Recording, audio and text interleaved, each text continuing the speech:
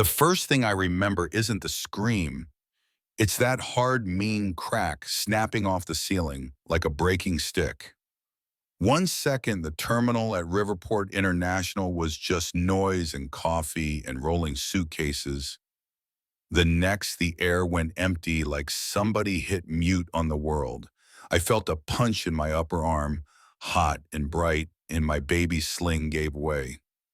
Little Joy slid against the bench and let out this tiny offended yelp, not even a cry, more like, "Hey, watch it! That sound! I still hear it when the house is too quiet."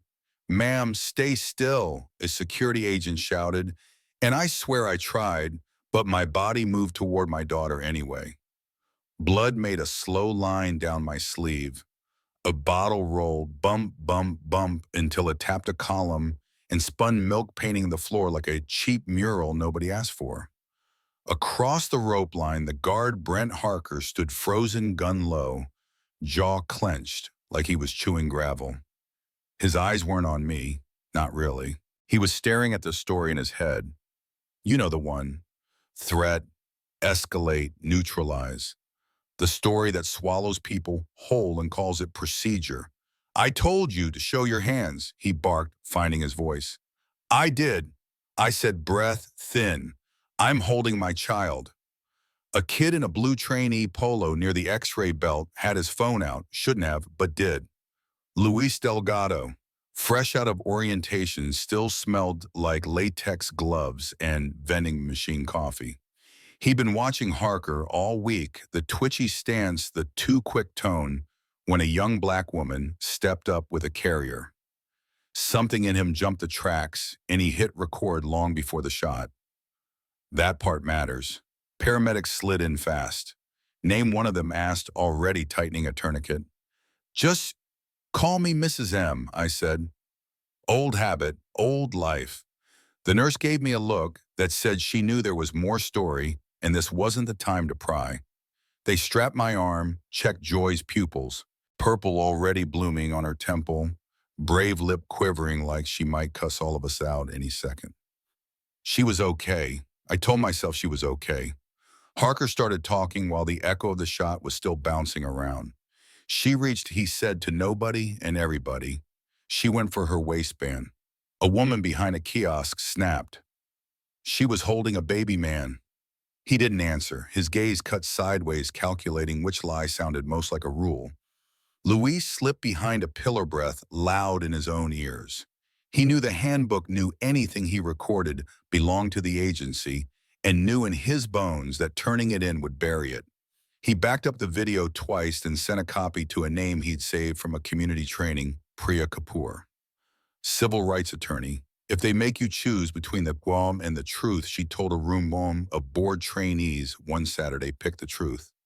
The job will live. He hit send before he could lose his nerve. 3 states away, a phone buzzed inside a suit jacket at a podium. Jonah Monroe, our very dignified, very careful U.S. Attorney General. Also, my big brother paused mid-sentence. The text was only 2 words. "It's her," plus a still frame that carved the floor out from under him. Gray hoodie sling strap, a small bundle at my chest. He didn't finish the speech. He just handed his notes to an aide and walked out like the building was on fire. Back at Riverport, they wheeled me past Harker. His mouth moved, repeating the line he'd settled on. I didn't look at him. My lips made their own choice. Tell Jonah. Wait. The paramedic squeezed my shoulder like a secret handshake. "We got you," she said. Louise sat in the break room replaying the footage, thumb hovering over delete. "You didn't record anything, did you?" his supervisor asked from the door. He lied, no. He isn't proud of that part. Sometimes good people stall before they do the brave thing. Sometimes you gotta wobble before you run. Priya called him back within minutes. "It's clear," she said, voice low. "She's still, he fires, the baby falls. Save 3 copies. Put one somewhere nobody thinks to look, and then wipe your phone. Meet me after shift. They'll suspend me." "They might," she said, "and you'll still be the man who did the right thing." Here's the part I didn't want anyone to know. I used to work in those marble buildings, senior legal advisor at Justice Memos, with my signature landing on desks that could move budgets and sync programs. Then my husband Miles didn't make it home from a routine stop 5 miles from our driveway. The footage got lost. The weapon was suspected. The funeral came before the facts. I left my badge on a desk and became quiet enough to pass through a crowd without bumping anyone. People call that disappearing. For me, it was breathing. But silence is a tent that leaks. After a while, you feel the cold anyway. By the time the ambulance doors closed, black SUVs were already angling up to the curb. Not airport police, not Port Authority, the real alphabet. Suits stepped out with faces like locked safes. In the control room, radio started switching channels as if the building itself wanted to change the subject. Priya didn't wait on an official anything.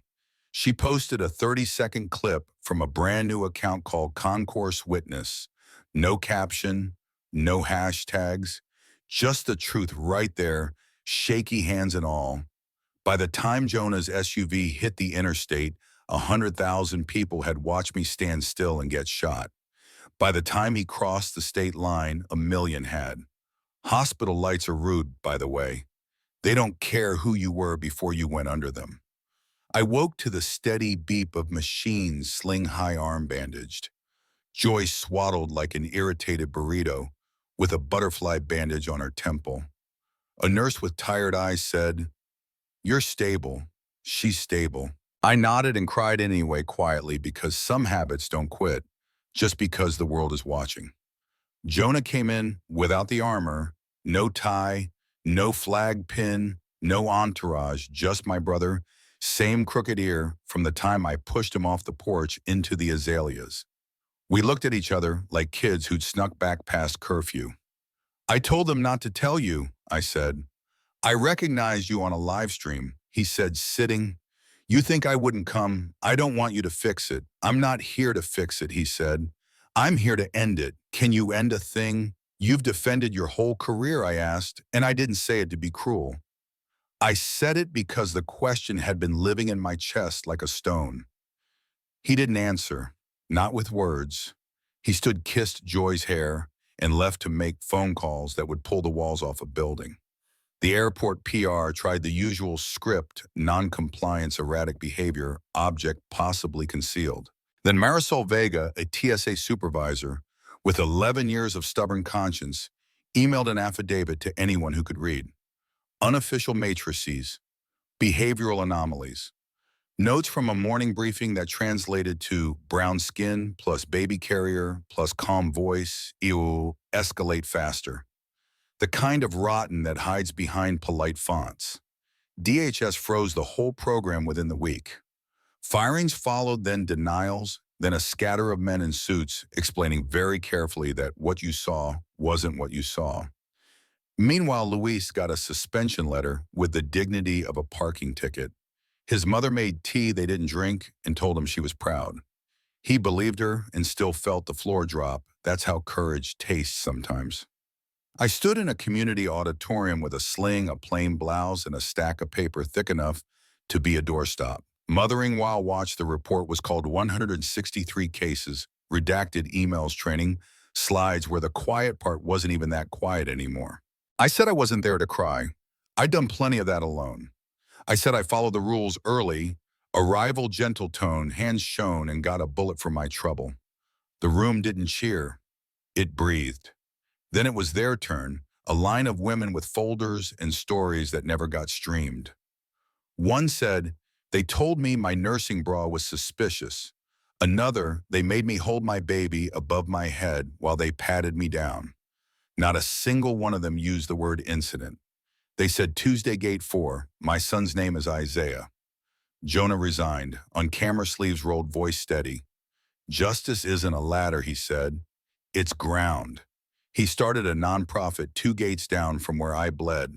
Not in a think tank, not on a panel in the terminal where stale pretzel smell mixes with jet fuel, where people hurry and worry and try to make their connections.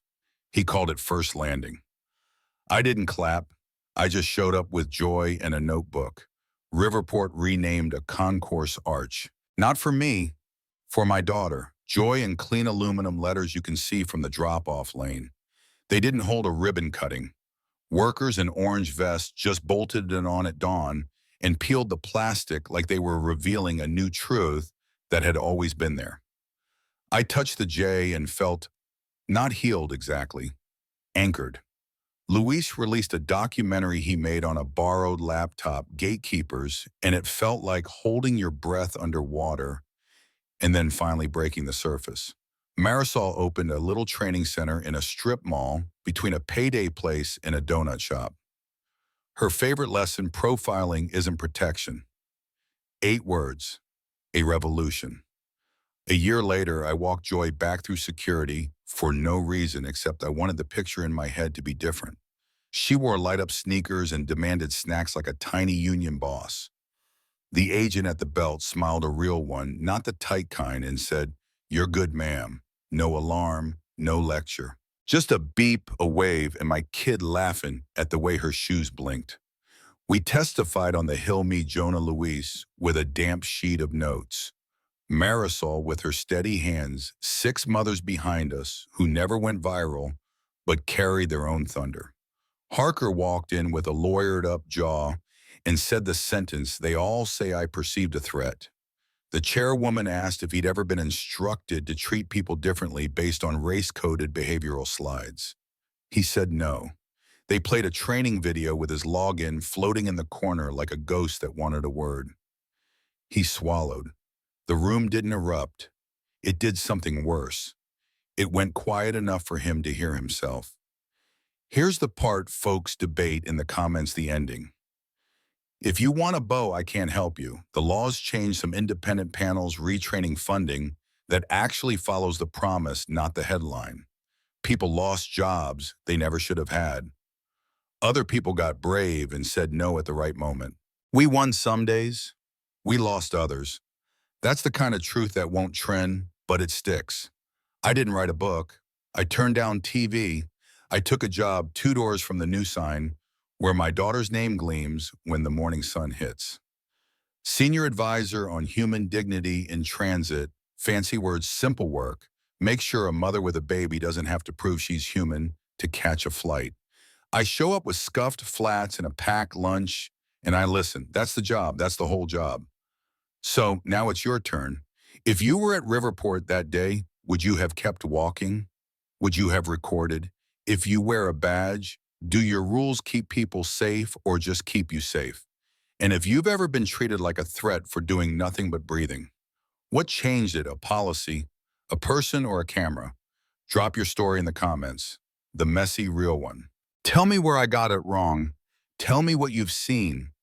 And if you believe we can build a country where show your hands becomes, "You're good, ma'am," hit like, hit subscribe, and say what needs saying, even if it's the system you're talking to.